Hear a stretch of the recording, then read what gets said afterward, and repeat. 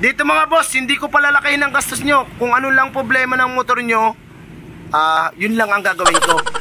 Kung dukot-dukot man, kung kaya sa dukot, dudukutin natin sir para lang mawala yung concern, yung problema.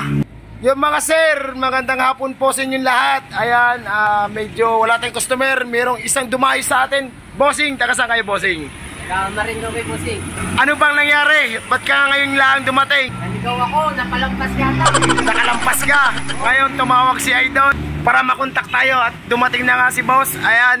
Boss, diretsuhan na tayo. Ano bang problema sir? Walang takbo ang motor mo, madalit sabi, tutulungan na kita. Tinalo ka ng ano? Anong tinalo ka ng?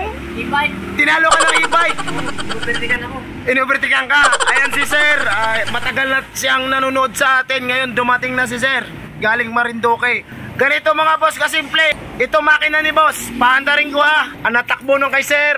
Boss, ikaw nga magsusi. Yan. 47,000 na. Mahigit. Sir, ilang taon na sa'yo?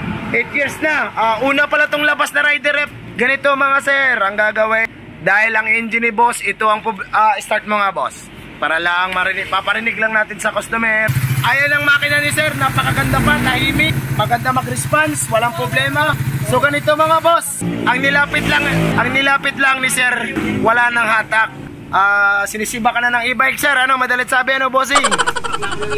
Ganito mga boss, dito sa akin mga sir, kung anong concern mo, yun lang ang gagawin ko. Kung anong nararamdaman ng motor mo na hindi maganda katulad nung kay sir, 8 years na, hindi ko re-refresh. Bakit? Kasi hindi yun ang pinunta niya dito sa akin. Ang pinunta niya sa akin, bakit nawala ang hatak. So ngayon mga boss, ang gagawin natin, yung concern ni sir sa motor niya, nag-iba na kasi ang takbo. Kasi kung i-refresh ko to, kung gusto niya, pwede na talaga i-refresh to. Kaso nga lang, tinanong ako ni sir kung goods ang makina, goods ang makina. Wala namang problema kasi malaga siguro si sir sa langis kahit malayo ang kanila. Tingin ko wala talagang problema, wala naman siya lagitik, response, maganda naman. Ang problema lang sa motor ni sir ay walang hatak. So mga boss, pag walang hatak, napakadali lang. Check natin lining niya. At saka dito sa kable, pansin ko na agad, ayaw bumalik. Kasi ang kable na nilagay ni sir, di ko alam kung pang FI ito, local. Pero tingin ko pang FI din to, gawa ng halos pang kaparehas lang ang design ng clutch cable. Ito lang ang magiging issue. Ngayon, hindi ko muna, gusto ko sana kable lang. Pero gusto mo boss, ma-check na rin lining, ano sir? Tama. Ayan. Dito mga boss, hindi ko palalakayin ang gastos nyo. Kung ano lang problema ng motor nyo, yun lang ang gagawin ko. Kung dukot-dukot man, kung kaya sa dukot, dudukutin natin sir para lang mawala yung concern, yung problema, yung nilapit nyo sa akin. Yun lang mga boss, aayusin ko to, tapos pa-testing natin kay sir mamaya kung goods na dito lang tayo gagalaw sa mga lining, sa parts ng clutch housing at saka si cable lang, clutch cable. Ayun mga boss, bubuksan ko lang tapos pa-testing natin kay sir mamaya kung tama ang ating diagnose, ano, kung wala ba talaga sa makina kundi dito lang. Wala tong takbo sir ha. Yun lang nilapit ni sir sa atin, yun lang din ang gagawin natin dito sa part na to. Yun mga boss, ito na ngayon kay sir na taga Marinduque boss. Kita mo na problema sir. Ayan, itong kay sir, ito yung parts niya. Ayan mga boss, papakita ko lang, sunog na lining sa loob ng 8 years. Ngayon lang nabubuksan daw, sabi ni sir. Ayan, sunog ang lining, sunog ang plate, pressure plate niya. Ayan mga boss, kitang kita naman itim na, tapos ang lining wala na talaga. Ganito mga boss, dahil ang dalang budget mo sir, magkano ang budget? 3,000 lang. Ngayon mga boss, 3,000 ang budget ni sir. Kung tutusin, papalitan lahat, malaki, baka kulang. Ito mga boss, kahit sunog to, madali lang to, pwede itong ibalik.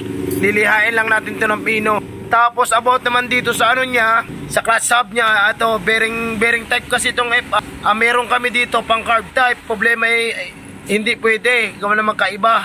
So ngayon, ni-replace mula namin, pina-replace muna rin. Dahil wala makuha sir, ito hindi naman masisira ang lining mo, pero mas maganda mapalitan. Ano sir, tama? Ayan, in-explain ko lang sa'yo kasi wala tayong makuha. Ayan, tapos ari boss, palit kami nito, clutch hub, ito lang ang meron. Ayan, clutch hub na ano, sleeve ang meron, pero itong isang katuwang niya, asawa niya, wala kami. Yun lang naging problema, yun lang ang nangyari nun, nasunog. Pero pagdating sa ano, hindi naman nauubusan ng langis si sir. Bakit hindi nauubusan ng langis o nagkulang sa langis? Kasi maganda pa makina niya, ayan o. Kasi once na magkulang ka sa langis mga boss, automatic dumi yan. Lahat ng paikot na yan, yung crankshaft niya. Pero makinis, ayan o. Wala namang cause of, kumbaga parang overheat, nagkulang ng langis. Wala, kundi dito lang talaga sa katagalan na. Ngayon mga boss, ibabalik ko lang to. Tsaka bagong lining pala.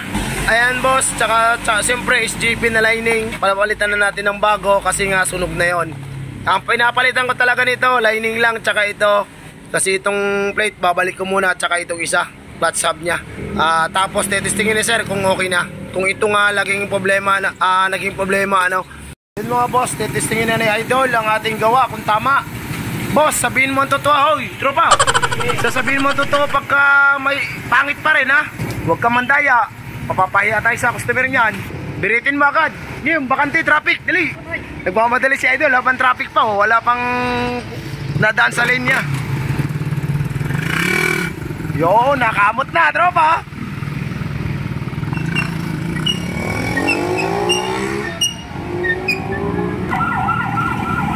Yan na si Idol, ano kayang resulta sa ating ginawa, kung goods kaya.